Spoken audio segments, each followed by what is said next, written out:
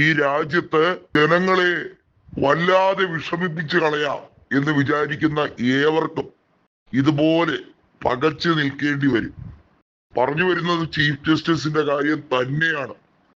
ഈ രാജ്യത്തുള്ള ജനങ്ങളെ അധിക്ഷേപിക്കാൻ ചീഫ് ജസ്റ്റിസിന് എന്ത് പ്രിവിലേജ് ആണ് ഉള്ളത്? എന്ത് പദവിയാണ് പ്രത്യേകമായി കൊടുത്തിട്ടുള്ളത്?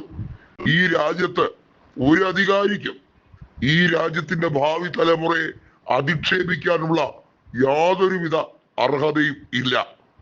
ഏറ്റവും പ്രിവിലേജ്ഡ് ആയിട്ട് ഉള്ള ഒരു വ്യക്തി തന്നെ ഈ രാജ്യത്തെ ജനങ്ങളെ നോക്കി കൊഞ്ഞനം കുത്തി കാണിച്ചതിനുള്ള മറുപടി. അതെ, ഇലക്ഷനുകൾ അട്ടിമറിക്കപ്പെടുമ്പോൾ അതിനെ ചോദ്യം ചെയ്യുന്നതാണോ കുറ്റം? വീണ്ടും വീണ്ടും കോൺഗ്രസ് ദേശീയ രാഷ്ട്രീയത്തിൽ പ്രസക്തമാകുന്നത് അങ്ങനെയൊക്കെ തന്നെയാണ്. എത്രയൊക്കെ പിഴുതെറിയാൻ ശ്രമിച്ചിട്ട് 2014 മുതൽ നരേന്ദ്രമോദിയും നരേന്ദ്രമോദിയുടെ പാലായി നിന്ന് പ്രവർത്തിക്കുന്ന അമിത്ഷായും കൂടി ചേർന്ന് കോൺഗ്രസിന്റെ തിരോധാനം എന്ന രീതിയിൽ പരിഹസിക്കാൻ ശ്രമിച്ചു. കോൺഗ്രസിനെ ഇല്ലായ്മ ചെയ്തു കളയുമെന്ന് പറഞ്ഞു. എന്നിട്ടും ഇപ്പോഴും കോൺഗ്രസിനൊരു പോറലുമില്ല. എംപിമാർ 100 കടന്നു. തൃണമൂലിലെ വിമത എംപിമാർ BJP-യിലേക്ക് ചേർന്ന് അംഗബലം 10 മടങ്ങ് ശക്തിയായി വർദ്ധിപ്പിച്ചു എന്ന് ഗീർവാണമടിക്കുമ്പോൾ ഒരു സൈഡിൽ ഒരു രീതിയിലുള്ള വിലപേശലുമില്ലാതെ അവരിലേക്ക് മമതയും സംഘവും ഒഴുകിയെത്തുന്നു. ആന്ധ്രയിൽ നിന്ന് കേൾക്കുന്നത് ശുഭവാർത്തയാണ്. ജഗൻമോഹൻ കോൺഗ്രസിലേക്ക് അനുയായികളെ കൂട്ടി ചെല്ലാൻ പോകുന്നു. മറ്റ് സംസ്ഥാനങ്ങൾ നോക്കൂ. അതിനകത്ത് കർണാടകയിൽ DK അധികാരം പിടിച്ചതിന് ശേഷം ദക്ഷിണേന്ത്യ കോൺഗ്രസ് കളമായി മാറുന്നു.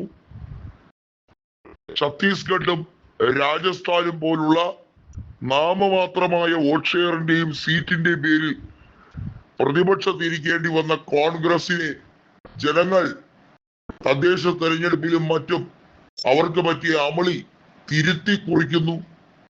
ഇതൊക്കെ അത്യപൂർവമായിട്ടുള്ള നിമിഷങ്ങൾ തന്നെയാണ്. കോൺഗ്രസിനെ ഇല്ലായ്മ ചെയ്യുമത്രേ, ഉന്മൂലനം ചെയ്യുമത്രേ. കോൺഗ്രസ് മുക്ത ഭാരതത്തിനായി BJP-ക്ക് വേണ്ടി വിടുപണി ചെയ്ത CPIM ഇന്ന് ഭാരതത്തിൽ നിന്നും മുക്തമായിട്ടുണ്ട്. കേരളത്തിലെ കനല് പോലും ഒന്നുമല്ല എന്ന് കാണിച്ചു കൊടുത്ത് കേരളത്തിൽ CPIM നാമാവിശേഷമായി മാറുന്ന ഒരു കാഴ്ച. എല്ലായിടത്തും ഇതൊരു പാഠമായി തന്നെ നിൽക്കുന്നു. ബംഗാളിൽ CPIM-ന്റെ തിരിച്ചുവരവ് ആഘോഷിക്കുന്നു. ഏത് 294-ൽ 1 സീറ്റ് നേടിയ വിജയം. കോൺഗ്രസ് ചിരിക്കുകയാണ്. 100 കണക്കിന് സീറ്റുകളുമായി തിരിച്ചു വരാൻ കഴിയുമെന്ന വിശ്വാസമുണ്ട്. ആത്മാർത്ഥമായി, ഭയത്തോടെയല്ലാതെ തങ്ങൾ വിശ്വസിക്കുന്ന പ്രസ്ഥാനത്തിന് വേണ്ടി നെഞ്ചുകൊടുക്കാൻ കോൺഗ്രസിലേക്ക് ചേക്കേറുന്ന പഴയ യുവതീ യുവാക്കന്മാർ തൃണമൂൽ വിട്ടു വന്നിരിക്കും. ഈ രാജ്യത്തെങ്ങും അധികാരത്തിന്റെയോ ഭയത്തിന്റെയോ പേരിലല്ല കോൺഗ്രസിൽ ആരും ചേരുന്നു.